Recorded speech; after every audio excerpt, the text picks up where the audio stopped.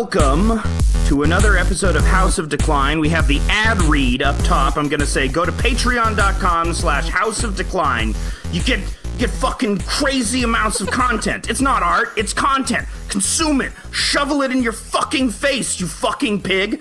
This is the ad read. This is how you know you're good. You eat the slop. Eat the slop that I produce. Patreon.com/House of Decline. $3 a month gets 30 comics. $5 a month gets you bonus podcasts. I'm going fucking crazy over... Yeah, okay. That's the ad read. Patreon.com/House of Decline. Also go to the website, houseofdecline.com. That's HAUS of Decline. Today, we have... on a cartoonist that I've admired for a while. Excellent work. You may know him from Swan Boy, as well as a comic about having one fear. And it's Branson Reese, everyone. Branson Reese is on the show. How you doing? Hello! Oink oink, you little piggies. It's good to be here. You goddamn slop merchants. You got... Eat your food. Yeah, eat your cartoon food.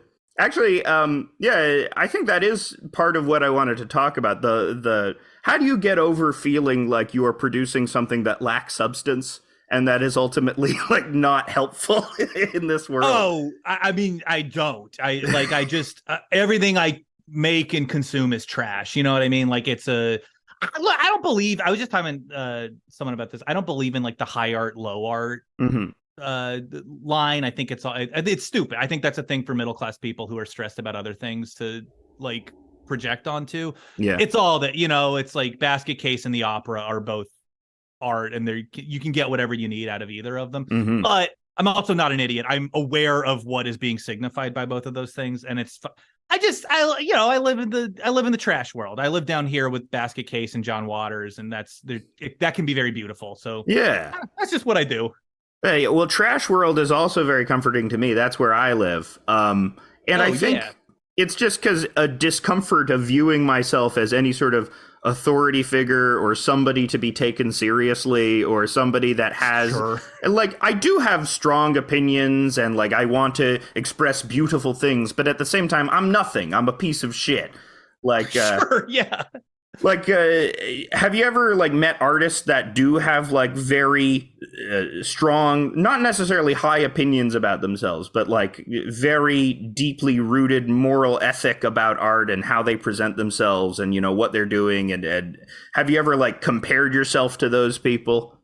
It's funny. In some ways, I am one of those people. You know, I have, yeah. It'll come out of it. I have an extremely high opinion of myself, but also, like, but I know. You know, it's weird. These things like coexist. It's like, I'm God and the devil. You know, like God, I'm an incredible. And then also it's like, yeah, but I'm the Swan Boy guy. You know, it's like those two things just like live side by side, and they're not really in conflict. Mm-hmm. So, but yeah, I've met people like that. I certainly have strong opinions and I have strong opinions on, like, you know, ethics and morals of like the art I make and how I make it. But I know what you're talking about. I've definitely worked with people who talk a very big game, and I've known people who talk a huge game about morality and all this shit, and then in action it's bullshit, you know. And it's like it's just embarrassing for them is how I feel. Yeah.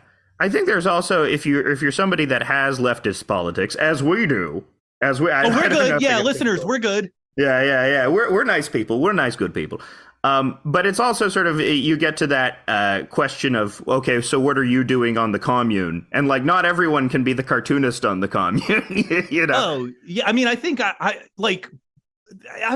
don't know. I find a lot of comfort in, like, what am I doing on the commune? Oh, I'm long dead by the time. Yeah. Branson, I grew up in, like, McDonald's and Simpsons world. Like, it's not what we would need to do to get to the commune. You know what I mean? Like on a broad scale. I don't survive that. That's fine. I live when I live, and that's just what that's got to be. Yeah, I only function in this late capitalist superstructure, making my little jokes for people on the internet. It's not ideal, but I already made my peace with it. It's too, and I'm 35. I'm not gonna, you know, I'm not like learning new. I'm not gonna suddenly learn how to like fell trees and build homes, you know. You do your mid-career lumberjack change. A lot of people do that, you know. Look at Bill Watterson. Look at, you know, this. He started jacking in the woods. Although he's coming out with a new book recently that he's not illustrating. I saw. It's like a different guy doing it, right? Yeah, but I don't know who the different guy is, but from the previews of the artwork, it looks great, and it's a horror story, which is after my own heart. It's a medieval horror story, which is, that's hitting all the buttons right there. That's cool. I mean, good for him. Good for the artist. I don't know who the gender of the artist. I just said him. Whoops. I don't know. I don't know who this person is. Yeah. But the art does look great. Happy for Bill Watterson. He can do whatever he wants. If anyone's earned it, that guy has. Well, let's get. This is a good segue to talk about influences, because I think you have a very specific style, and I want to get into it. What I think who I think you draw from, and the first name I'm gonna push at you is Everett Peck. What can you tell me about Everett Peck? Oh, that I love him. That I grew up with Duckman and all of his shit. Like, big fan. Mm-hmm. Love his stuff. Looked up one of the first artists who I looked up on my own, independent. I would see Duckman.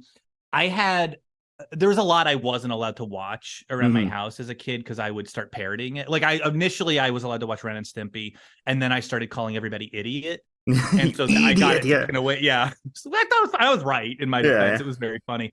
But so I got that taken away. But Duckman, for whatever, my parents were like, this isn't appropriate for kids, but come on.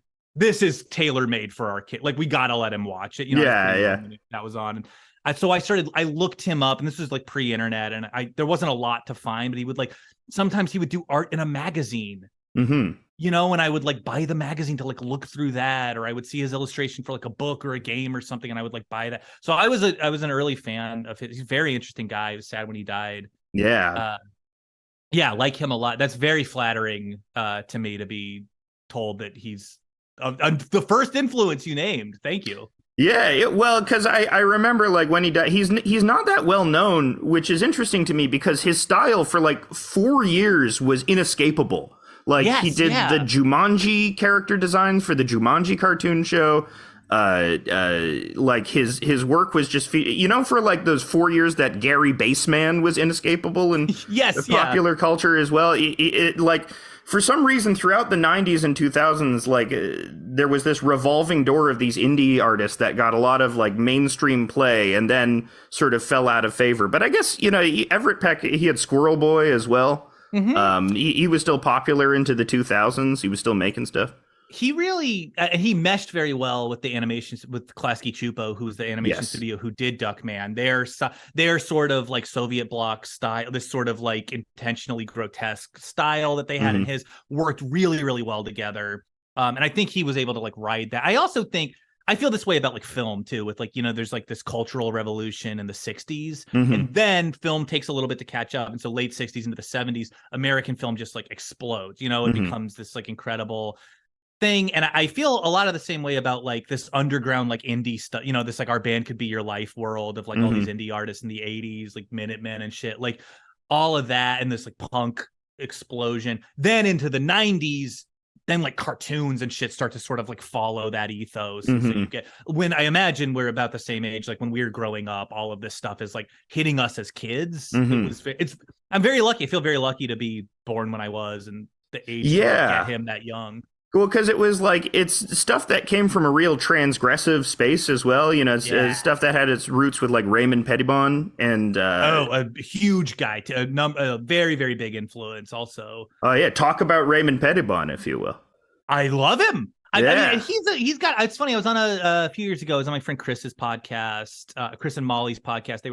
They were talking about Our Band Could Be Your Life, and I was talking about the Black Flag chapter with them, and we talked about Raymond Pettibon and his art and how it exists in this I really would, this sounds like a lot, but I really would call it this American folk art tradition of shit carved into desks or written on spiral bound notebooks, that when you're drawing an eyeball in class, he really is an outgrowth of that. For listeners who don't know, he designed the Black Flag logo, all of the early SST stuff, all of that art is him, and that's his style. These they're grotesque, they're very punk, they're very in your face, there's the cop sucking the gun like a dick, that kind of that's cool. Yeah, when yeah. you're like 14, that's like the coolest shit in the world. It's still now, and this is like the very high praise I would give to him is at 35, still looking at his art. Sometimes I feel like I'm going to get in trouble for looking at it. Yeah, yeah, because there's this like aggressive, really, very angry, but not in a puerile way. Like no, angry, not at all. but with like a real sense of ethic and a real sense of purpose and a real like critical eye turned to, in the same way that sometimes when people project an air of seriousness, they don't get it right. But sometimes when they project an air of seriousness, they're Fugazi, and that seriousness is integral to their, sort of the humor that then comes out of it. That really intense, that intensity. There is a intensity to it that and it's also hard to replicate. I think you do. I think you get it by meaning it, and like actually living it. And that's why it's like, hey, you can make fun of Fugazi if you want to, but shut up, dude. Like they did it, those concerts were $5 the whole time and they would give refunds to people fighting, it's like, well, they did it, they could have lived in bigger houses, but they always lived in that one house in Virginia, like that, like that's real. And I feel that way about him too, of like that. It feels honest. And like, if you look at his, like these huge, his like his surfing art of like these huge paintings of people surfing, like it's very soulful too, it's like it doesn't feel manufactured or fake or like somebody pretending to have the personality they had at 14 well into their 30s. Like it just feels honest. It feels like he honestly came by having this experience with like Americana and American culture and middle class American culture and like being questioning of it. And huge fan of his, very inspiring guy. What I really like about Pettibon's art as well is that there's a huge amount of space in it. There's always like sort of a single character who is offset by like this very large amount of negative space, which gives it that sort of eerie, like backrooms quality, that sort of uncanny quality as well, which enhances it. It's scary. If he had ever gotten into like horror art, he would have probably popped in a huge way. They're very uncanny. They're very unnerving. I'm thinking of the copy or the cover of Nervous Breakdown by Black Flag of the teacher like assaulting him with the chair. It's like it looks wrong, but not in a, he's very good. He's a very talented draftsman, but like it looks wrong in the way that like watching a teacher assault a student is wrong. So he captured that. Yes. And it goes, of course. So you are a big SST head as well. Oh yeah. I moved out to LA a few years ago. I know. I wanted to do my little like SST tour. Go to Pedro. Pedro, yeah, Pedro. It's a long drive. It's a long drive to what ultimately would be looking at some houses. Yeah. No wonder they made a car-based album, and it was their best album. I did get that shot. That was what I did. The first time I was here, we drove under that sign for the exit, and we got the shot. But for what? Every idiot like me who goes to LA gets that shot of, but we got it. You got it. You participated in, you should sleep in the same room that Ron Reyes slept in Decline of Western Civilization. The little the little capsule hotel that he was in. I got it. Yeah, and then that's like Hunter S. Thompson like writing the works of Hemingway. You know about this, right? Like he wrote. He like covered his books. He just like wrote them word for word because he wanted to know what it would feel like to put those words in that order, which is, I think, a waste of time. Yeah, Hunter S. Thompson. I mean, I like Hunter S. Thompson, but he's not my favorite guy. Talk about it seems like anger that is a little puerile as well. Absolutely, and some of it's good. Fear and Loathing, Campaign Trail 72, beautiful work of art. There's some passages in Fear and Loathing in Las Vegas that are stirring and really capture this like ugly American id, but like also shut up, man. Well, I'm actually glad we're on to Hunter S. Thompson, because another guy who I see influence in your work that's a terrible sentence, but Ralph Steadman. Oh yeah, I love Ralph Steadman. That's what first drew me to Thompson too, was all of that art. Yeah. Those that's very God. You're really gassing me up here. This is incredible. Thank you. I mean, because specifically your line, you have this, and it evolved over time. It wasn't like this at first, but you got a really funny line. Like what you do is it varies in width. Like there'll be like a big thick ink blot at one point in Swan Boy's head, and then it'll go back to thin again. And that is like, there's just something inherently amusing about that. I feel like Ralph Steadman sort of pioneered that thing of like having very variable, seemingly random thickness and line. I got to throw this back to you too. I love your line. I've thought this a number of times, like looking at your work, like it's, you know what I mean? It's like, it's very organic. It feels very real. It makes the drawings like feel alive. Yeah. Cause well, what I do is I use a Pentel brush pen, and because like I'm usually caffeined up, my hand is shaking a lot. Same. Yeah.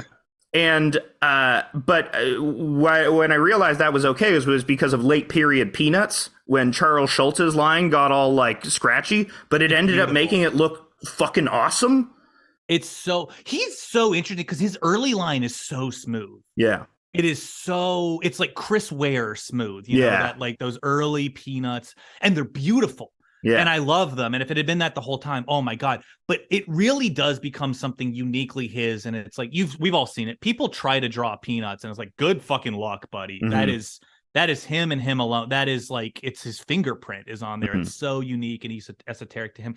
Something I see, and this is an influence on me for sure, but I also see it in you is, and maybe I'm wrong here, but Matt Groening, like, I went through all the Life in Hell stuff. Yeah, I got Love in Hell very young, and it was great because School is Hell. School is Hell. The 81 types of teachers, or not teachers, the 81 types of school kids, you know, he would do those long sort of list-like comics where he'd do a little individual drawing. And that showed me that if you were like willing to commit to an idea, you didn't have to be a technical master as long as you like put a lot of detail and thought into something.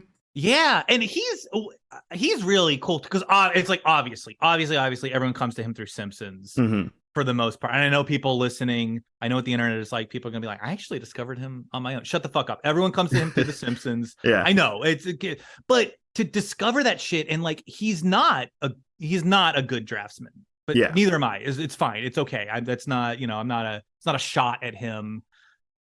He is good though compositionally. Yes. And that makes up for it so well. You know, it's like the little kid alone in the room, tied to the chair, a huge empty room, and the adult looking through the slot in the door of like, I'm doing this for your own good. Or like the kid looking up in the messy room of like, mistakes were made. Like that stuff that's so beautifully composed. That is so artfully done, and it gets your eye right where it needs to go. It doesn't matter if he can draw form or not. Yeah. As long as the objects are in the frame at the right proportion. I mean, that's what I love about comics too, because you can get better at comics by watching movies, which is yeah, it's just composition. If you're not a good draftsman, watch like a Cassavetes movie and learn blocking and learn how characters are placed in a frame. And like, it doesn't matter if you draw shitty. If you learn how to do that, your stuff will pop way more. It's it's like not everyone can be like a Kate Beaton or something, you know, who like, and what a talent, you know, Jesus Christ, how cool to be alive at the same time. Like amazing. Yeah, but so talented it makes me angry. It makes me furious. The way she does expressions and like subtlety, and it's like I don't think I've ever seen that expression in art before, like drawn like that before. And you made it the punchline. Thank you so much. My wife just brought me a tea.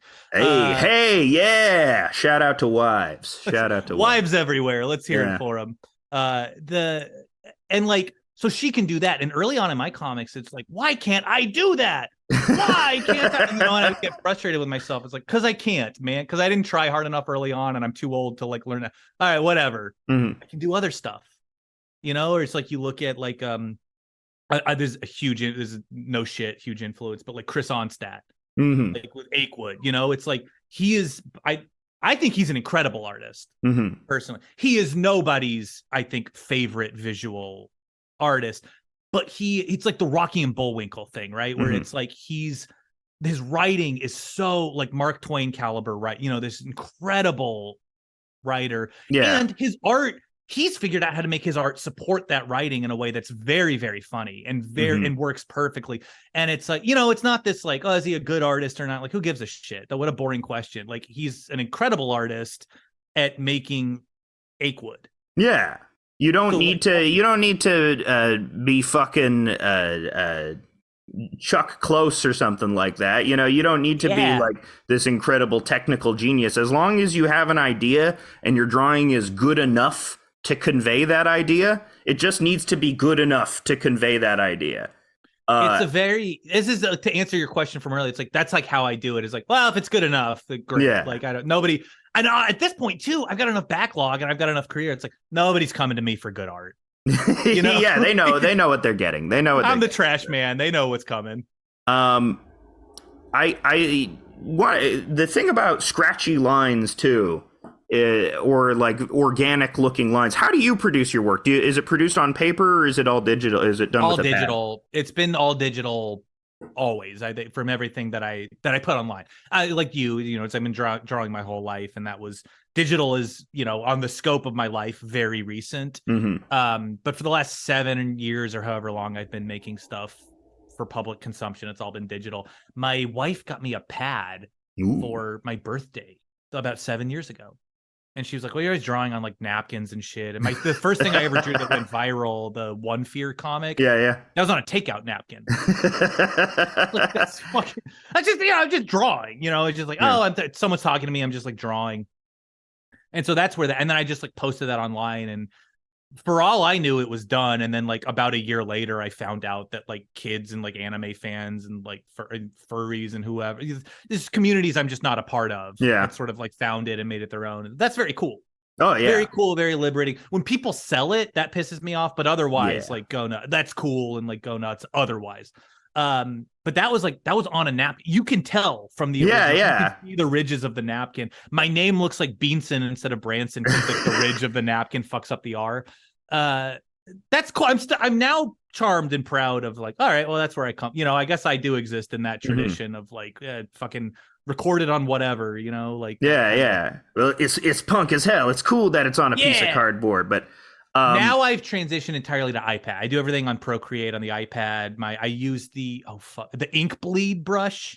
Yeah.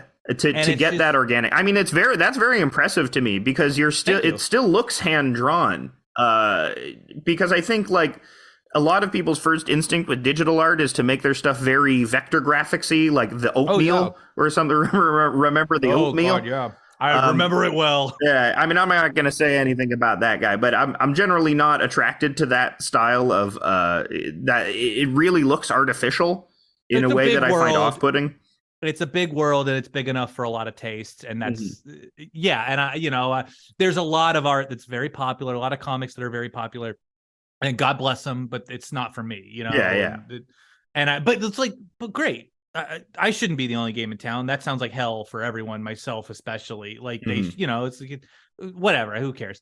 We'll just, we'll live here left of the dial, baby. You know, it's fine. But I've done it before. I've experimented with like smooth lines, different brushes. What would that look like? And like, it just doesn't look like. I'm curious. Are you digital? Do you do hand? I do it by hand. Just because I'm a Luddite and I have this extreme distaste for buying any software, or even pirating it feels like an affront to. I shouldn't even have to pirate this. This should be free forever. You know, I have this untenable moral position that is mostly just in place so I don't have to learn anything new. Sure, yeah. But I think another reason why I do it is now that we're in the near future. I consider us to be in the near future. Yeah, that sounds about where we live. Did you ever see the movie Her? Oh, yeah. Yeah, and you know how in the movie Her, Joaquin Phoenix's job is writing beautiful handwritten letters? Yes, yeah. Yeah, and I thought that was such like a very strong observation about where we're at in culture, and why I think, your stuff and my stuff has gained some measure of popularity, because the ability to affect authenticity in some way through whatever means there's going to be a higher purchase placed on that as AI becomes more ubiquitous, and as sort of knockoff fake looking stuff becomes the norm. There's going to be niche markets for people trying to find something that feels real or feels like it came from a real person. I've never thought about that. That's a really interesting I think you're probably dead on there, right? It's like if you look at like art, right? Like you can see the day the camera was invented, because suddenly we get abstract, we get impressionism. It's like, well, we don't need art to do that anymore. That's it. We got it. That's been covered. Now the camera can do that. And I'm not saying camera isn't art. You know what I mean? Like painting, I guess, like visual art. That's it. I've never thought, but it's like, because I'm gonna lose every time. If I try to make that vectory comic about like relatable things, like I'm gonna lose every time. I'm not a relatable person. I'm weird. Like it makes me feel so weird anytime somebody relates to a Rona Rona. They're like, wow, I really relate to Rona. It's like, oh, you should go to the hospital. Yeah, Rona's very sick. She's very nervous all the time. Her life is terrible. I feel like I'm stealing valor. I don't have anxiety. I don't know what that's like. It seems awful. Yeah. It's fucking awful. I'm writing this as a joke. Oh my God. Help yourself. Like I'm not writing stuff for people to relate to it. I'll do the relatable comic every now and then, but it's more about, my crushing depression, my mental health problems, Sure. I feel Rona sometimes. I feel very Rona. Actually, I guess I feel more like Noel, sort of like aggrieved and a little angry and pissed off at the world. He's such a weird needle to thread in the writing, because it's like Swan Boy is Swan Boy. Swan Boy started as me. Yeah, it was just an autobiographical comic, because I had been doing my daily comics and I quit, and I just was like, whoa, I don't know what to do with these like 16 hours of free time I suddenly developed in my day. Like, what do I do? So I started making this, and very quickly, I'm talking like second comic quickly, he started just becoming such an exaggerated version of myself that now he's a different guy. Yeah. And meanwhile, Noel and Rona only ever existed to be like, well, they're not like Swan Boy. It's like Swan Boy is. Yeah, they're an opposite character. It's a rule in fiction. You take a character who's opposite to your other character so that you can create conflict, right? Exactly. Or you can do what Carl Barks did with like Scrooge McDuck, right? Where it's like you take aspects of Donald and you exaggerate them. And then you get Scrooge, who is I love Donald, but Scrooge is the more compelling character. Because one, you can understand him when he talks. That's like a huge benefit to him. Yeah. But also he is a lot of the shitty things about Donald exaggerated enough and like sort of pulled even further that Donald starts to become a little vanilla when he's around Scrooge. This is well documented. I think it's funny that sort of Scrooge was this sort of libertarian ideal for Carl Barks as well. He didn't see him necessarily as expressing Donald's negative values. Like, because for Carl Barks, Donald was a striver who he was at the beginning of his life. Whereas Scrooge McDuck represented who he was near the end of his life, sort of this very confident guy who was wealthy and had libertarian politics, who made it all on his own. Yeah, and I love Scrooge as a character. Obviously, fuck off, dude. Like, I don't think that's real. It's like, fuck off, Carl Barks. Like, that's your politics there are fucking selfish. I think they're good. I think they're good because of the politics. Sometimes conservatives make very compelling art, like John Milius or S. Craig Zoller or someone like that. Oh, yeah. It's not we're both very familiar with, like, awful leftist art. There's plenty of that out there too. Like I've made quite a bit of awful leftist art. Guilty. Yeah. It's your politics do not.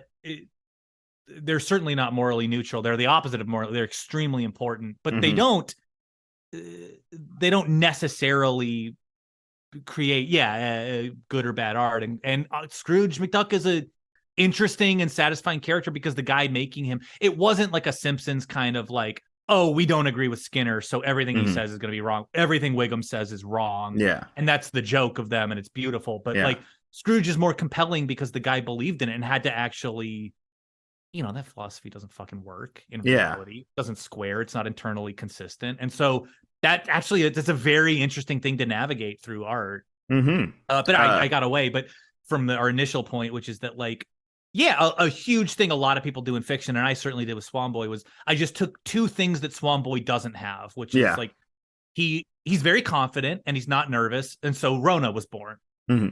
And he is he's very happy. He's also he's very joyful. He's not like aggrieved by the modern world, and so Noel was born. Just to be different aspects of him. And also the other weird aspect of Noel is Swan Boy's not normal.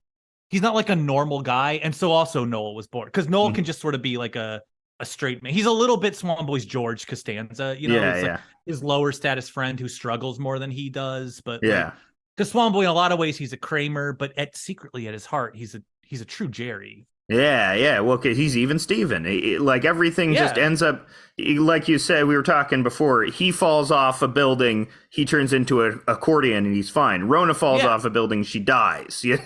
Readers, if I push Rona off a building, goodbye, you're not going to see her again, except at a funeral. Like that's it for her. Yeah, but he lives, there's a different reality for him. And that's based on like, and I said this before too, like, I know real guys in my real life who like I have set them on fire because we were dumb kids and they were fine.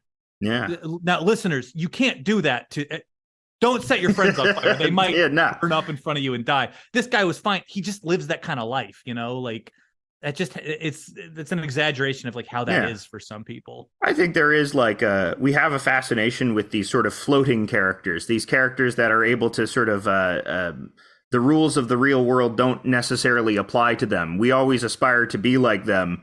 I'm trying to like maybe like Peter Sellers and Being There, something like that. Yeah, what a great example. Yeah, or Happy Go Lucky by Mike Lee as well.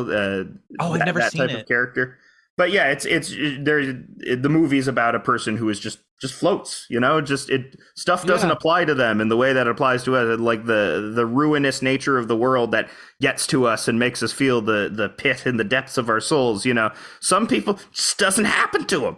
And there is a mixture of frustration. That's why everyone is angry at Swan Boy constantly, is because why are you not angry like us? Why it's the Frank Grimes, Frank Grimes episode of The Simpsons. Yeah, it's perfect. Like, why does it live? Why is it like this for you? It's I feel the way with the Marx Brothers too, where it's like they're especially egregious, and Swan Boy's based very much on them in a lot of ways, but of like not only they don't live in the Charlie Chaplin, Buster Keaton world, you know, like. Those are humanist, like those are, you know, like that's humanist art about people who are striving and struggling. And there are hardships in the world that they have to overcome. And Chaplin is an underdog and Keaton is sort of a superhero. You know? He's always trying to get married, but, you know, he has to stop a train with his teeth or something like that. And he does, like in real life, it's crazy to watch. But like the Marx Brothers don't work like that. You know, that's an anarchist. I would call that like an anarchist piece of work. It's like there's no authority whatsoever that they respect, and if they get that authority, they start a war. You know, they're disruptive figures. I think all the time, one of my favorite moments in any movie anywhere is in Monkey Business. Yeah, it's Monkey Business when they're on the ship and they're running from security on the ship, and there's the well-worn comedic trope of pretending to be a band. They run by a band and they steal their instruments and pretend to be the band, but they suck. They don't know how to play the instruments and it sounds terrible and they're immediately caught. But they weren't actually trying to get away. They just thought it would be funny to pretend to be that band. There's just different, you know what I mean? It's like different consequences they just live in a world where you can do that and you can start a war and it's fine. And like, in a lot of ways, I live in that world. You know, I should be dead. Like I live in that world. You've fallen off enough buildings, you know. You just accordioned it out. I've been hit by cars and I had it coming, you know. I'm fine. So I've been hit by when I was a bike courier for 4 months and I got hit by 3 cars. And all 3 of them, I deserved it. I mean, I was filming. I mean, this was the days of Jackass. I was filming myself. And I was like, hey, I'm Branson Reese. Here's getting hit by a car. And I did it. And I walked away. And, you know, I'm sure there's some Noel character, there's some Rona character out there who did the same thing and then was in traction for 5 months. And they're like, yeah, you read about them on the news. And that's why, like, Jackass has to have the warning before. It's like that. Not me. Speaking of the Marx Brothers and sort of comedy from the 30s, that I think every sort of cartoonist of our bent sort of has that old-timey instinct. And I have sort of a broad theory about artists as well, or people who are into animation, where you can really tell a lot about a person versus you can tell a lot about a person based on which Looney Tunes animator they like most. Out of the 3 of Avery, Clampett, and Jones. Avery, you're angry. Clampett, you're zany. Jones, you're cute. And I see you as a Clampett guy more than anything else. That is so flattering to me. Thank you so much. Yes, of them, he is absolutely all my favorite Warner Brothers shorts are his. Look, I love Avery. Love. Great. You know, Avery's on my my Mount Rushmore of guys, along with Clampett. And my sentence ends there. Like, you know, like Jones is a master. He's done incredible stuff. I love him, but like, he's not my guy. Yeah, I know. He's my guy. I like the cute. The cute is me. Yeah. I just love his character designs too. I always point to in the Daffy Duck Sherlock Holmes one. Oh God, all those British character designs are like the best things I've ever seen. Yeah. And his takes, for sure. I mean, like, he's got an incredible, you know, whereas Avery will go so big with takes, he'll go so small, and that's such a great comedic instinct. And I mean, look, the guy's a master. That's so interesting. I would have guessed Avery for you because of the anger, because of the deep-seated rage. Maybe that's why. That's bubbling underneath. I think Avery is good, but it is sort of that really intense, also very sort of heterosexual nature of Avery's cartoons. This really, incredibly heterosexual. But there's a little bit of queerness to Chuck Jones. You know, there's a little bit of gay in there. That's true. Yeah, and I dread discovering the sexuality of Clampett. Like omnisexual. Yeah. He was into inflation stuff before anybody had a name for it, or I think he would have been. You know what I mean? If he had lived long enough, I do think he would have been welcomed into certain communities that just didn't exist in the 30s. Mm-hmm. That's such because Avery is just like oh God, fuck, I forgot who. This is not my term, but he is a Wooga core. You know, a Wooga, it's all, but you know, I like that stuff too, because I like it when aggressively horny cartoons. I love Ralph Bakshi for the same reason. I was about to say Bakshi. Yeah, he's big time a Wooga core. Yeah. Cool World is like a scene or two away from just being hardcore porn. Yeah, and it's fine. Like, man, that was a show did you ever end up watching Spicy City? No. I don't think I even know Spicy. What is that? It's Ralph Bakshi's softcore porn that he wrote with his son that came out in the mid-90s. It's ended like 6 episodes of really good, high-quality animation, also filled with all the other stuff that Bakshi was known, like racist caricatures as well, but reappropriating that. But yeah, I think those Awuga Course things are also refreshing in media landscape that has sort of turned the dial back on open sexuality and turned the dial back on sort of that type of aggressiveness. I think going back to those and like just watching as something as fucked up as Coonskin, you know, it's like, wow, there's something to this, you know. You gotta I don't know, maybe you don't gotta hand anyone anything, but the swing is the swing, and it's a big swing, and I don't doubt, from what I know of Bakshi, I don't doubt the good intention there. Speaking of Clampett, it's like, you know, look at like Coal Black or something, you know, like I don't doubt that was made with good intentions, and that was made, and it's like a bummer. It's a bummer how good Coal Black is. yeah. It's I don't want to. It's racist, but it's like this foundational piece of animation. It's very well done. It's just the cornerstone of the building is misaligned. You know, it's like, but the building was built well. Like, it's I don't think he was a hateful person. I don't think he worked with he worked with like actual like black actors on it, and like musicians on it. Like, I do think the intent was good there, but I think the work speaks for itself, and it's just like, oh boy. But even so, you know, some of the censored 11 were made with malice, and there are, you know, absolutely. Yeah, I think Friz Freeling especially like has something to answer for when he, you know, went to his reward. But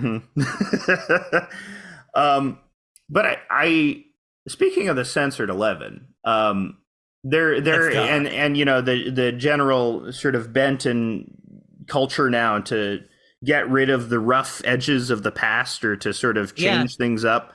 I always liked that disclaimer at the beginning of the Censored 11 where it said none of this is edited or none of this is because whitewashing it would only serve to pretend it didn't exist, which is in itself another form of perpetuating that same racism, you know?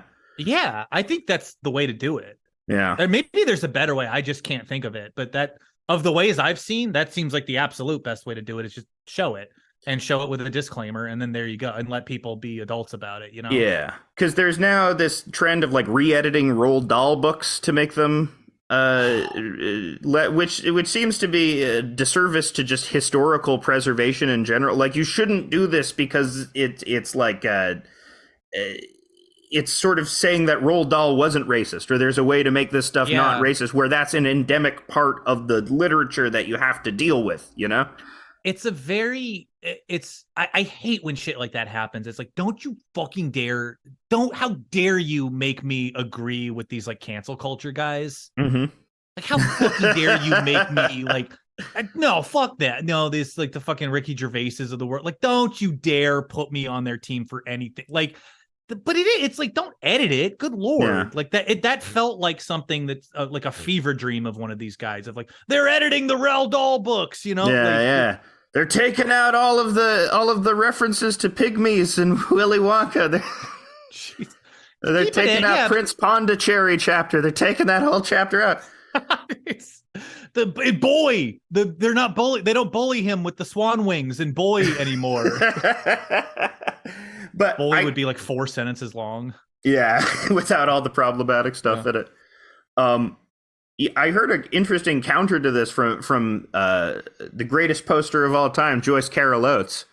Do tell. She had an interesting take, which I hadn't really heard before. She said, if it's something like a name or something, and she was using the example of H.P. Lovecraft, of like how he like H.P. Lovecraft would, you know, frequently the only thing that is identifiably racist about an H.P. Lovecraft story, other than, you know, the undercurrent of xenophobia, is a character or like an animal will have an inappropriate name, like the N-word, you know, something like that. And she said, if you just change the name and like nothing else about the underlying narrative, it's not that bad. You know, if my work, and she used an example, if my work eventually proved to be problematic in this fashion and only names were changed or something like that, I wouldn't necessarily see a problem with editing it, which I thought was interesting. Yeah. It's also, it's like, I guess, what do I know? It seems like, well, I mean, one,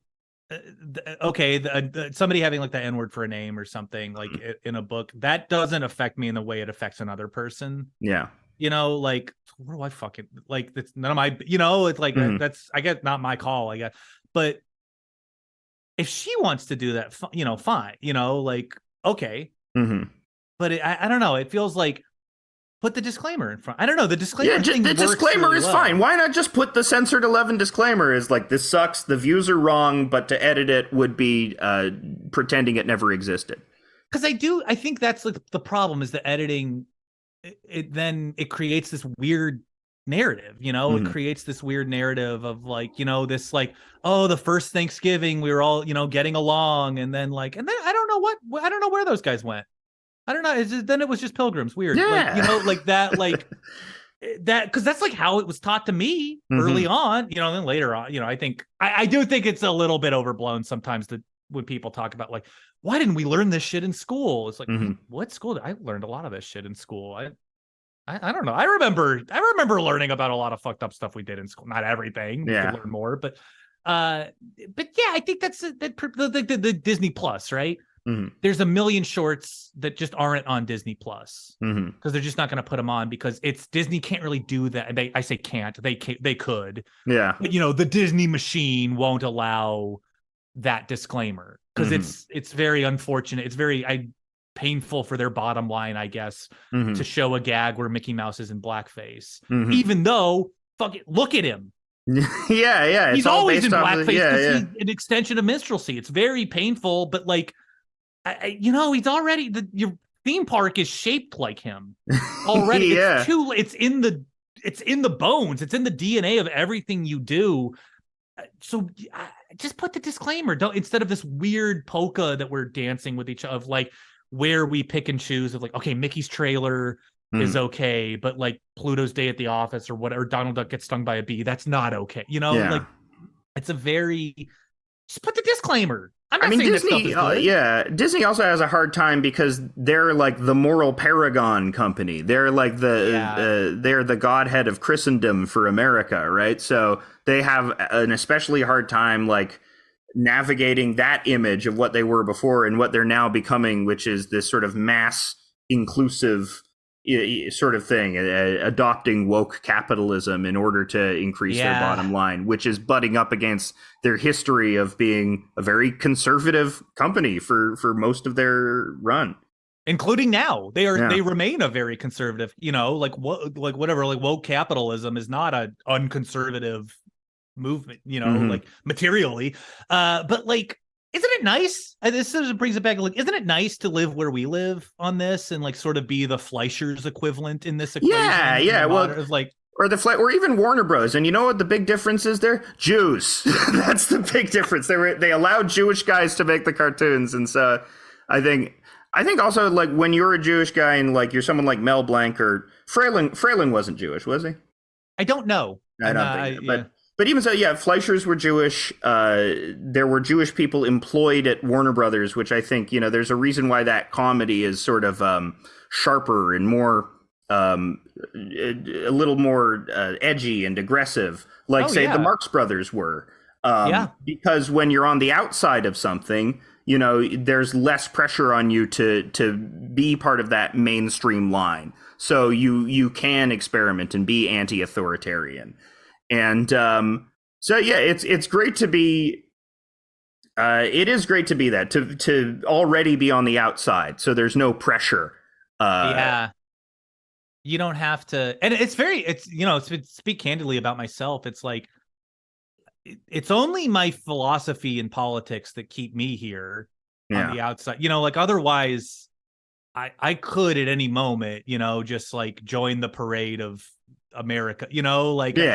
I could. It is for me, and I don't want to act like I don't like benefit from that. I do every day, but philosophically, fuck that, so, and this is where we talked about earlier of like, it's one thing to say it and it's another thing to live it. And so it's like, so if you ever see me driving a Rolls Royce around, you'll know that you'll know what my limits were,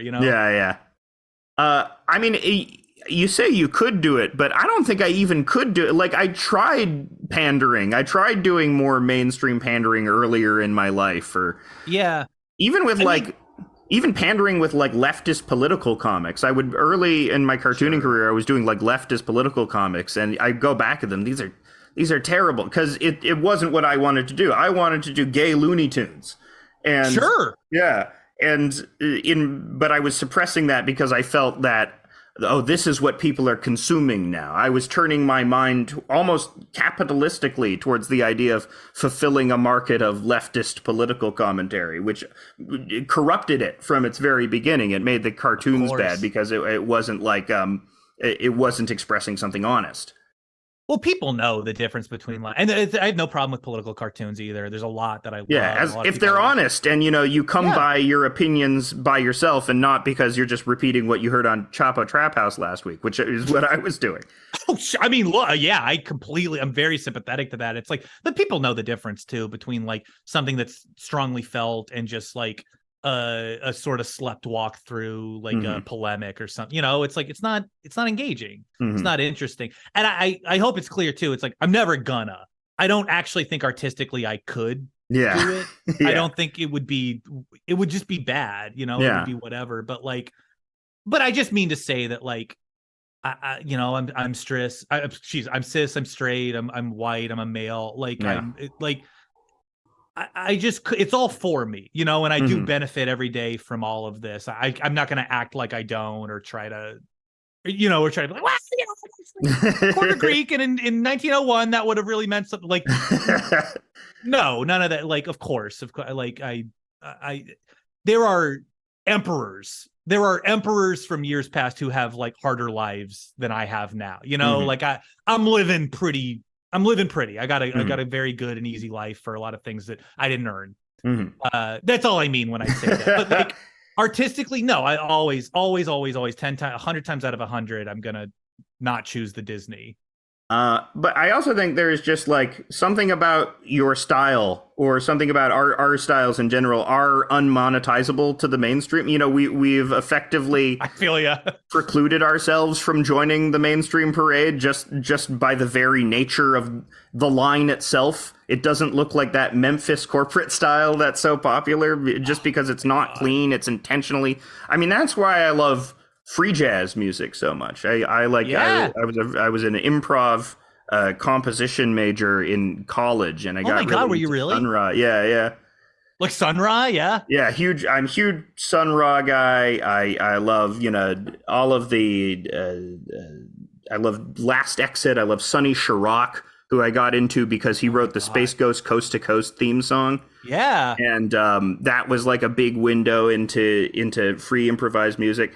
And part of what I loved about it was that it is entirely resistant to capitalism. You cannot use it to sell anything because its very nature of the very nature of it is designed to make you think about weird shit and to lose your shit. Right? It's not. You can't buy. You can't have a Twinkies commercial with going on in the background. You know. God, yeah, it's arresting. It is. It doesn't put you in the mood to buy. Yeah, that's beautiful. Yeah, and that's. I mean, like, can you imagine like a House of Decline like healthcare service ad? You know, like, yeah. I mean, it might get to that. Who knows? You know, I'm not saying that I'll never sell out. Sure. And I think, they're even like doing NFTs. Like I have a friend who is into NFTs. I had an opportunity to do them when I could have probably made a decent chunk of change off of them. The only thing that stopped me from doing them was knowing my audience would murder me if I did that stuff. It's like it was not worth shedding the people that I had already got on my side to do it. But in terms of like whether I'm scrupulous enough to actually go through with my supposedly anti-capitalist rhetoric when there's money to be had, good money to be had, I don't know if I could resist that potentially. I mean, I charge for things, it's like, we all got to live in, I think like any reasonable adult understands, like we all got to live in the world together. Yeah. I try to be moral in how I do it. I try to be fair to people. I try not to rip off fans. Yeah. You try to jam econo as much as possible. Whenever possible. It's like, look, if I don't like someone, I'm working for, not because of a personal thing, but because of like what they stand for, but I got to take the money. I'm going to bleed them. It's like, I'll get it there, I guess. And then if I'm working with someone who I dig or I respect what they're doing, I'm going to give them the best deal I can afford to give them. Mm-hmm. And I know you're the same way, Oh yeah. I mean, it's also probably a function of the relative privilege that I grew up in as well, that I feel like I can undercharge people if it makes the art more accessible somehow. Oh yeah, and it's a weird dance because I'm the same way. Of course, I'm the same way. You're middle class. I'm fine. Yeah. Like worst comes to worst, there is a couch somewhere that my parents have that I could go sleep on. It's like I'll be okay. It could be fine, but the sorry, I've like lost the thread a little bit there. Do you know Derek Ballard? I think that name is familiar. He's a cartoonist on the internet. I love his stuff a lot. He does like sort of these scratchy, but very like his line is very deliberate, and so it has a roughness, but also like this good inherent sense of composition. He does very like ranty dad comics, and he had a post recently about how I think something happened to him on Instagram where he said that most people that can do graphic novels have some sort of support or network system. For people that come from a working class background, you don't necessarily have that freedom to do that kind of work. And I recently produced a graphic novel that was done partially just off of the savings that I had from the previous job that I had quit. And also I was on unemployment for a while. And at first I was very angry at this day. I didn't say anything because I don't try not to argue on the internet. I was very mad. I was like, what are you saying? I have I struggle. And then I realized, oh no, he's right. I have my support network. I have my mom, which will help pay for stuff if stuff ever gets too bleak. But I think there's that sort of like uncertainty when you what is what is my obligation? Should I be like Fugazi and only charge $5? You know, do I have the ability to do that? Is that smart to do? If I advise other people who come from working class backgrounds about doing it this way, or like working for free, or providing stuff for free, am I doing them a disservice? Because, you know, I inherently have more of a network or more money behind me that I can exploit, you know.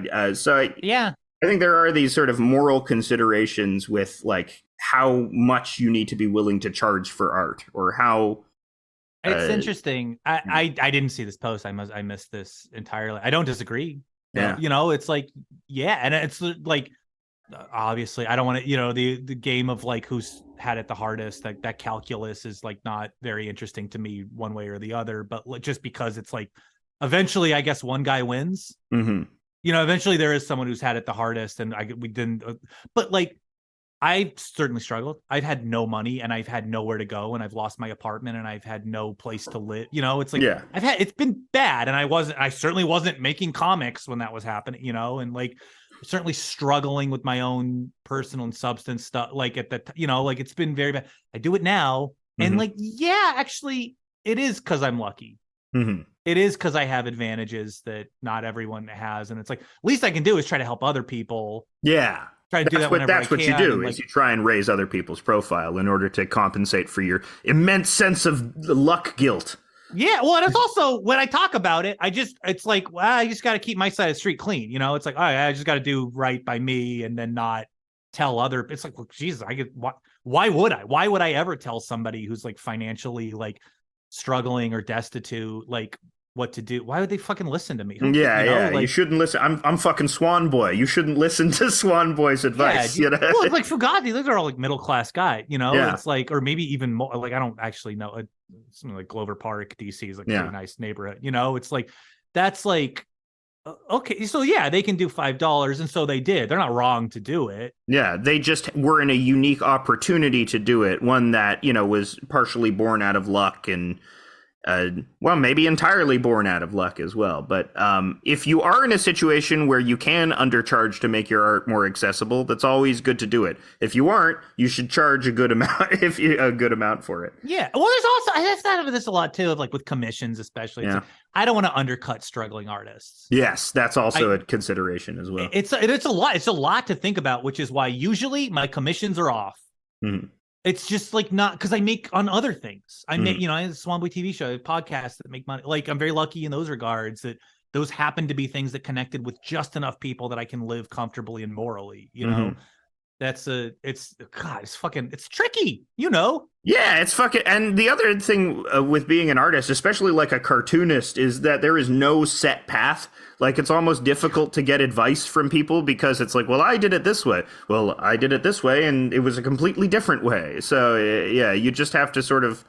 It's about finding your audience, which is always like this weird truffle pig sort of process where you're always rooting around in dirt and trying to find the people who are receptive to your stuff. And it's also, and it's like, if you're making anything that's interesting and dangerous and not just like a repetitive and just like guaranteed to succeed because you're, you know, because of the you've cynically, like, you know, people don't go poor underestimating people. You know, you don't go broke underestimating the American public, like that kind of shit. Like, all right, if you want to do that, it's fine, whatever. Sleep on your money at night, that's good for you. But like, if you're trying to do something interesting, it's a little tricky taking advice from people, because they're going to tell you how to do what they did, and that's done. Yeah. So that's tough shit, you have to do what you do. Yeah, you have to navigate it. I mean, you can get help from people. You should obviously get help from people, but it's hard to model yourself off of another's path. Yeah, I guess you can do help, but at a certain point, it's got to be your own. Yeah, you got to make your own choices on it. The Swan Boy TV show, it's on Hulu. People watch on Hulu. Yeah, on FX. What was because that seems amazing. That's astonishing to me that a webcomic got, and it's happening more and more. Yeah, stuff from the internet, like Smiling Friends was a big coup because it felt like Newgrounds culture had finally arrived into some sort of mainstream recognition. Or I think the Poorly Drawn Lines guy he's got a we were both on Cake together. Yeah, it was very cool to be on with them. Simon Hanselman, Mega Hex there's an animated short. Oh, really? Simon Hanselman is so fucking good. so cool. Talk about another person whose like talent makes me angry. I know, and those backgrounds, and Simon did all the backgrounds for the short too, so it's like beautiful to look at. Gorgeous. Is it watercolors? I think so. I don't want. Wow, I'll say yes, and then if I'm wrong, sure. yeah, it's fine. That's what you get for listening to me. It looks like watercolors to me. It's cool. It's very short. It's like 3 minutes long, but it's a very cool short. It's very true to the look and spirit of the comics. Yeah, that was crazy. That was like getting that and being offered that was like. What was the process? Did you pitch to them, or did they just get an email one day? My friend Katie Skelton, extremely talented filmmaker, had like met with FX about something. I came up in the meeting, and then they reached out to me, and they were like, "Oh, he wouldn't want to." I don't know what they'd said about us, and she was like, "Oh, I know my friend. He'll work with. He's destitute. Like he'll work with you." And so, but you know, even if I wasn't, I would have been happy to work with them. And they reached out, and I like couldn't believe it. It's still shocking to me that they reached out, and we were developing for a very long time to be part of Cake, which is this like variety show that on FX. And I got to pick my animation studio. Hell yeah. They were like, we have some studios, but who do you want? Go nuts. And I was like, are you fucking kidding? I was a kid in a candy shop, and so I got like wined and dined by different studios, but I got to work with my top choice, the one I wanted to work with, Augenblick Studios. Augenblick Studios, the great Augenblick, Ugly Americans, a show that looks great, but the script is not so good. They did a beautiful show. The Super Jail. They did the animated segment of the 10, which is the first thing I ever saw of theirs that I love. Wonder Chosen. Wonder Chosen. Oh my God, I love Wonder Chosen so much. So cool. And everyone there ruled. I mean, that was a dream come true working with them. I'm like friends with them now, like the PFR guys? Not the PFR guys. The Augenblick guy, the Augenblick studio guys. They're they're different than PFR, but they worked with PFR, they're close with them, but it's just incredible. It's like all these people there who's like, oh my God, you did this. And now we're talking. And now you're making Swan Boy move. These incredibly talented people there. I admire you intensely. And you've selected me as the belle of the ball. We talked a lot about line weight too. They were like, these lines, how do you do this? And I was like, I showed them. I was like, do that. And they were like, okay, cool. That's amazing. This is never going to move in animation unless you want it to look like Ed, Edd and Eddy. That was the thing. It's like Ed, Edd and Eddy. That is a show because the line weight, every drawing, it's just like different. And so it's moving around. And so it sort of vibrates and bumps and everything. But it's also only been done by one show. And so it's going to look like Ed, Edd and Eddy if we do that. And I was like, yeah, I'd rather not. And so initially we were just going to do smooth lines for it. We were just going to do small. And I was like, that's fine. You look at like Duckman, it's like you can still look rough and it doesn't automatically make it look like Family Guy. Yeah. To have smooth lines. And Katie, there's an incredibly talented character designer. Katie went at Augenblick. She did a breakdown with Noel where she was like, here is Noel the way you draw him. Yeah. And here's if Noel was on Family Guy. And we went through, and it was this like evolution of man kind of thing as he got smoother and smoother.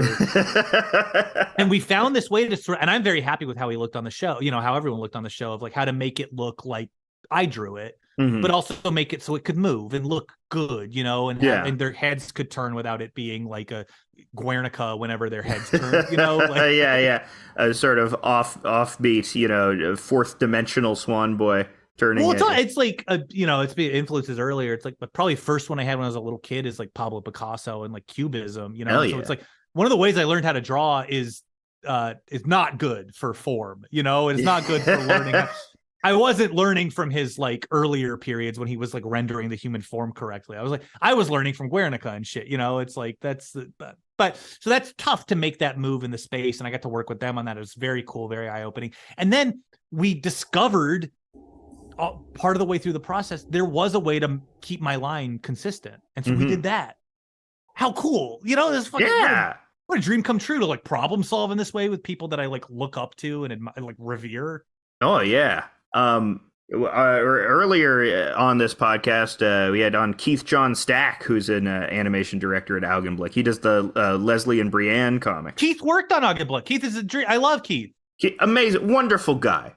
Can't say enough good things. Incredibly talented guy. He did a lot of work on Swan Boy, and a big part of the reason it looked as good as it did is because of Keith. So thank you, Keith. Shout out to Keith John Stack.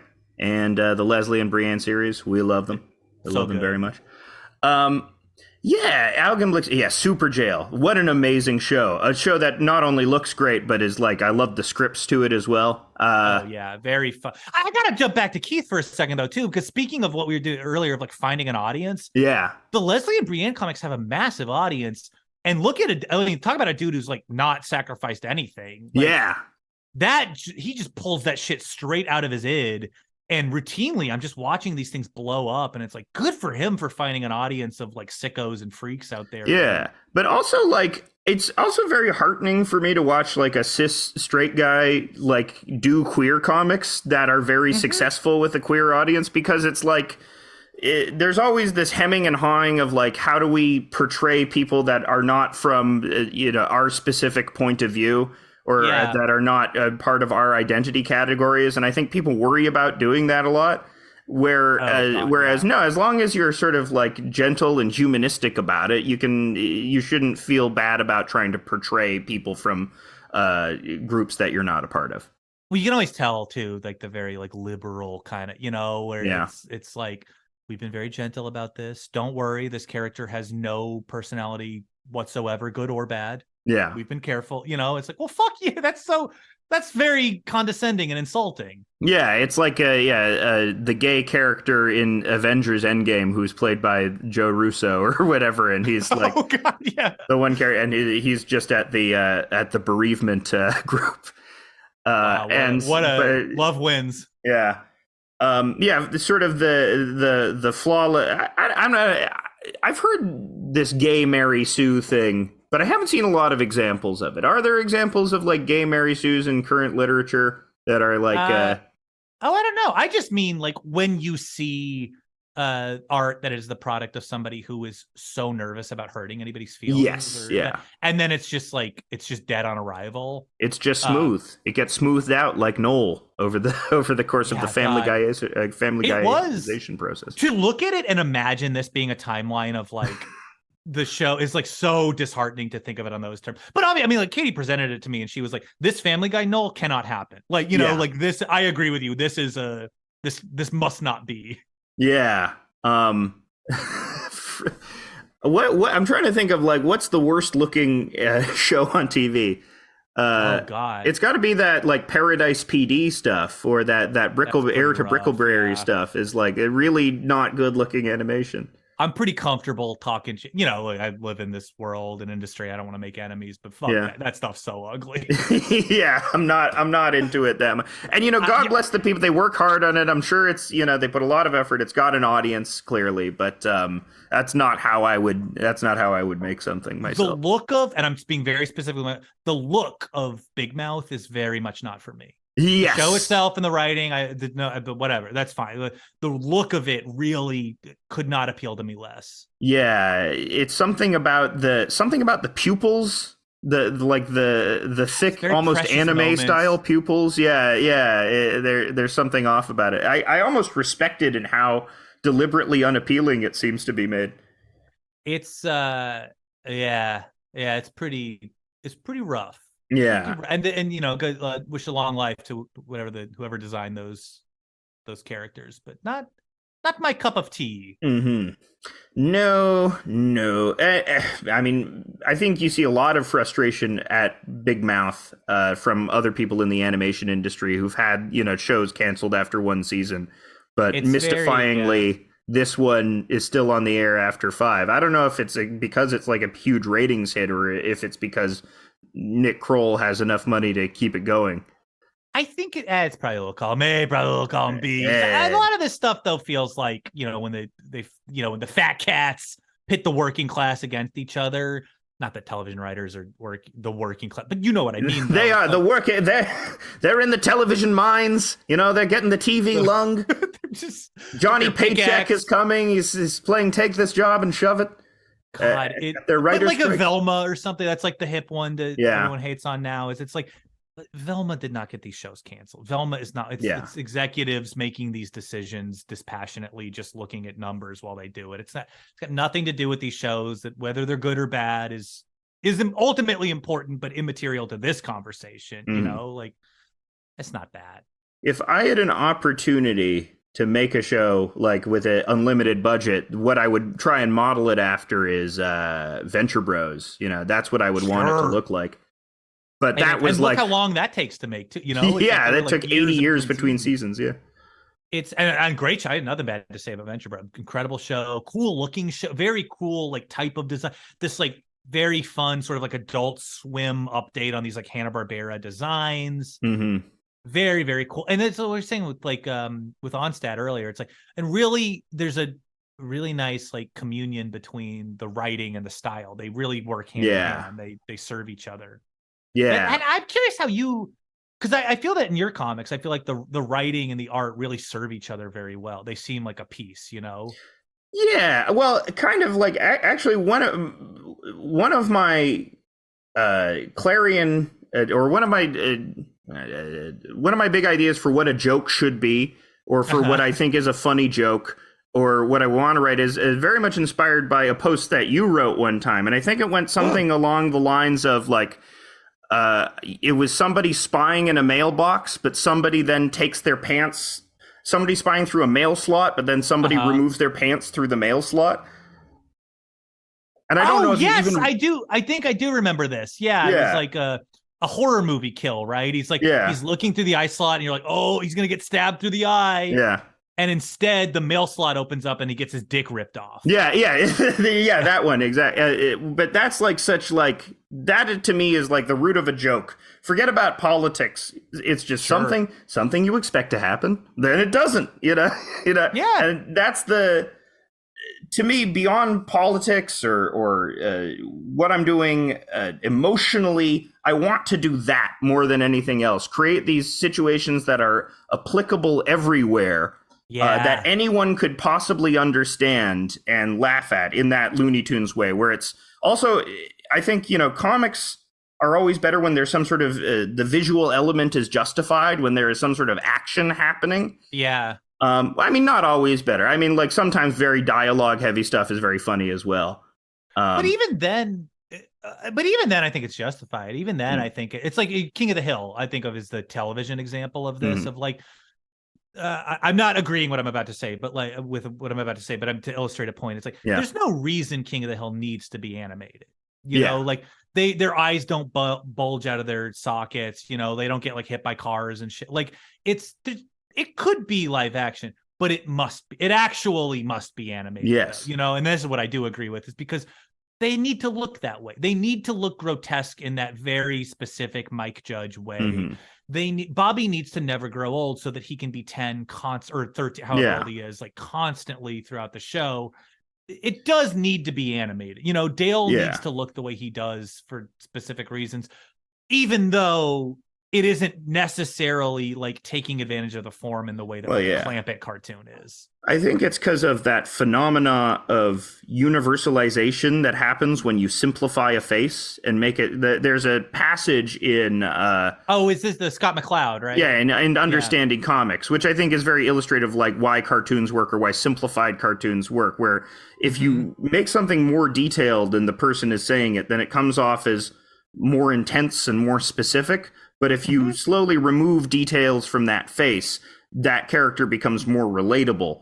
And I think part of what went into King of the Hill was trying to depict Southern people as essentially human, when there's sort of like a lot of negative press against Southern people, especially if they're coming from, like, Hank Hill is a Republican in the show. But they, you know, Mike Judge wants you to not necessarily judge, I say judge. He doesn't want you to appreciate these characters on that, level of prejudice that you would necessarily have towards a Southern Republican. And I think, you know, depicting them as cartoons and sort of simplifying them and not making them real makes them more relatable. You can, because Hank Hill is a more generic face, you can project yourself onto Hank Hill. Whereas if it were a real guy, it would be more specific and maybe more intense. That's very well put. That's very true too. I think of that all the time when I'm drawing comics. It's like when I'm adding more detail, it's for a reason. You know, it's like I'm not the most talented artist, but like I'll push it if it helps the joke. You know. Yeah. I'll move into a different art style that I'm not as comfortable in if that's what the joke. I just did one where they're playing like a Ravensburger like board game. Yeah. I was like, well, the art needs to be different. That one took me 10 times as long as any other Swan Boy, because it needs to look different. It needs to look not like them. You know, I just did one where they're like, Rona's finding posts on something awful, and it's like, that took a long time to make it look like something awful. You edited the something awful post. Yeah, like, because it needs to pop in a different way, you know. Mm-hmm. Yeah, where the visual style is necessary for the joke. Like one time I had like a painting about I had to draw a bunch of Goya paintings because I had backed myself into a joke. Good luck, yeah. Yeah, I had to draw a bunch of Goya paintings. So I had to change that up. Or, you know, a joke that I frequently do, I've done more than once, is like when one of your simplified characters encounters a realistic character. They do that in The Simpsons, where it's like, they're going to be pig-skinned, four-fingered freaks, and then he sees Bart and Lisa rendered realistically, and it's terrifying. I love that shit. I mean, look, that's about politics and art, and this is a very fraught show, but like South Park will sometimes get a lot of mileage out of the fact that all of the kids look exactly the same without their like hats on, you know, and it's like that. It's fun. It's good. That's a fun way to like play with the form, you know, and like I had to do one recently where it was like the art needed to be a specific way. Rona was describing phone calls that guys had made, and they were unsophisticated. And so they were describing asses, right? But they were doing it poorly. And so I was like, oh my God, I backed myself into a real corner here. These need to look worse than my usual art style. That was like the tallest order I've ever had. It's like, how do I make it look worse than Swan Boy? Like, I could try. You know? I could draw with your left hand or something like that. That's when like the Ralph Steadman influence, like, okay, we're gonna get real sloppy. We're gonna use the biggest, like stinkiest brush we got, you know, to just spill ink all over. I see you're wearing an O's cap. Oh yeah, hell yeah! Love the O's. This is our season, baby. It's the I mean, Lauren from Batting Around was on last week, and she's a big O's fan, talking about getting a pit beef at Camden Yards. Oh, it's good. It's now's the time. Are you from Balmer? I'm from DC. I'm from like I'm DC. No, I'm not. I'm from Fairfax. I'm from right outside of DC. Fairfax. But I grew up with I'm from pre Nationals time, so I grew up with the O's, and it's them all the way, and you know, the O's and the Wizards, and that's about it for me. Yeah, I mean, well, the O's have like that real. They got that scrappy quality. They got a real personality as a team. They do. It's an interesting. If you're my exact age, you grew up with them, and it's like the Cal Ripken, and it's like the fucking Brady Anderson. You got these guys. You know, it's like it's a big deal, and they're going all the way, and it's the Iron Man, and it's incredible. And then right around the time puberty starts to hit, they become a laughing stock. You know, and it's like, oh God, they're just like me, aren't they? You know, like yeah.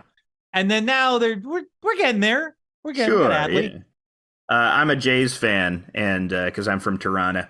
And you get it then? Yeah, we get it. And well, we actually won stuff in my lifetime, which we won 2 World Series in my lifetime. Okay, well, I thought we were going to build a little solidarity there. Yeah, sure. I was 3 and 4 years old. I was actually I liked the O's when I was a kid. I had no idea why I liked the Orioles. I think it's because I liked the logo. I liked the guy.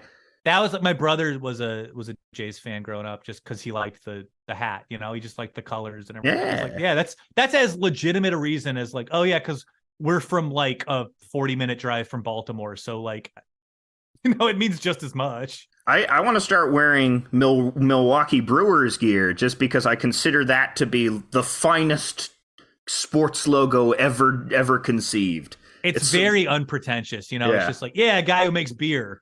Yeah, or the MB, the glove logo. It looks great. Yeah, the M and the B with the baseball in the middle. It's so fucking clever. So fucking God damn it! I love it so much.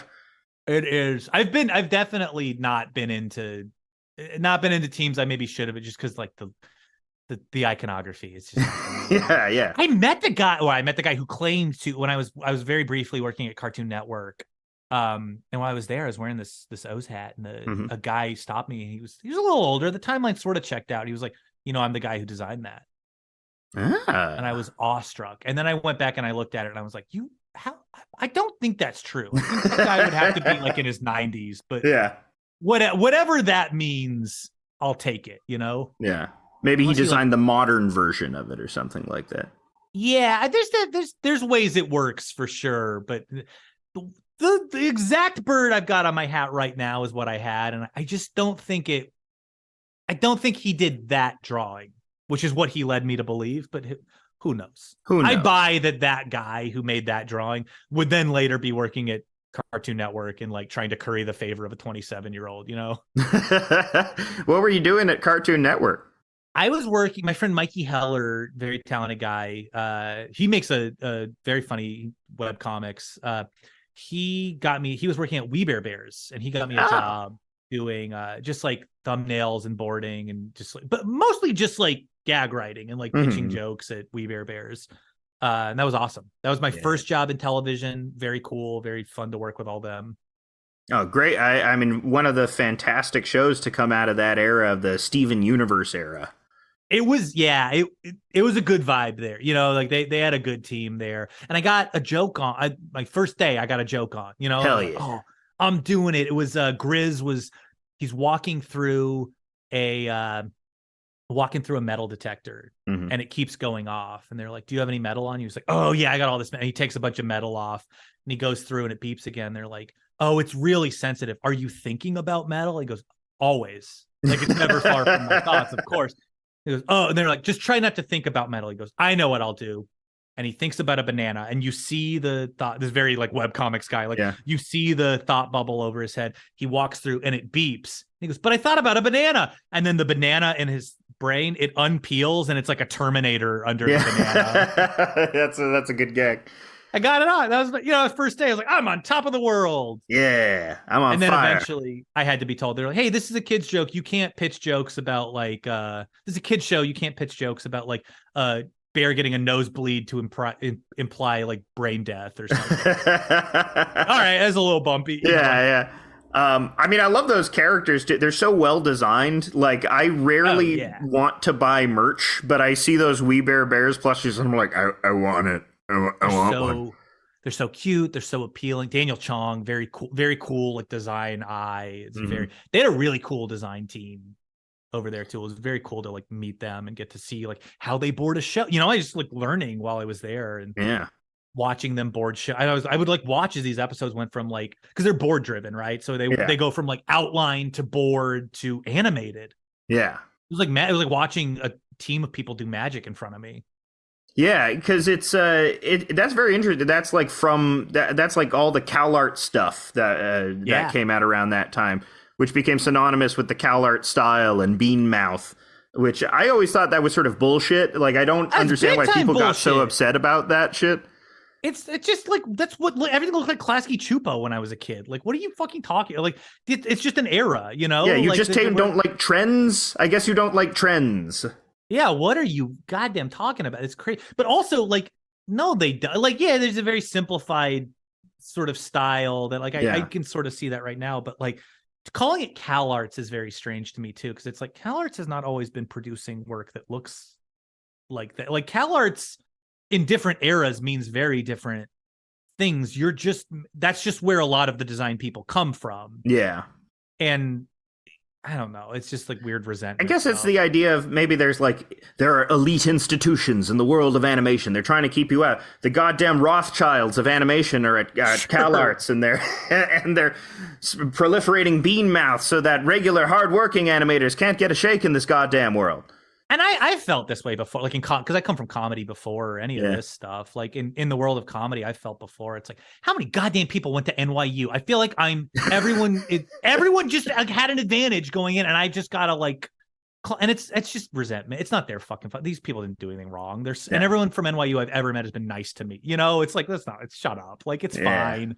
It's just like, I don't know. I feel like it's the same thing. Tish, School of the Arts. I go pish, School of the Arts. That's School of the Farts. Yeah, school. Yeah, you goddamn I guess there is that sort of, because you know, also both of us have been incredibly lucky to get any audience whatsoever. Dude, hell yeah. With the shit we make too. Yeah, it's like, holy I think it's shit. Good, but like, it's how weird, did this happen? How did this happen? And so I always it's always sort of disheartening to see somebody who is just so much more talented than you and they are not getting their shit just doesn't get any traction because it's not made to be shared in social media. And that's always I get why people get angry, because they're obviously people that sort of get more attention, that it's not necessarily that they don't deserve the attention, but everybody deserves this amount of attention, but only some people get it for very seemingly random reasons.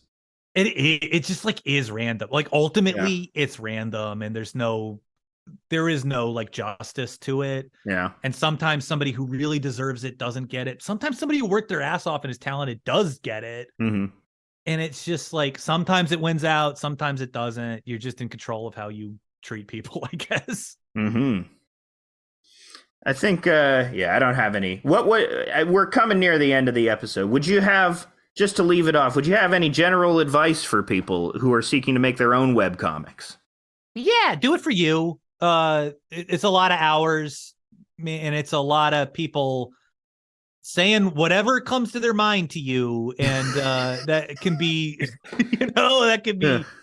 But I feel like we've both probably got pretty thick skins with that stuff. But you don't always start with that. It can be a bummer to work hard on a comic and just watch it fizzle out. And if you're not doing it for you, you're gonna get real bitter real quick.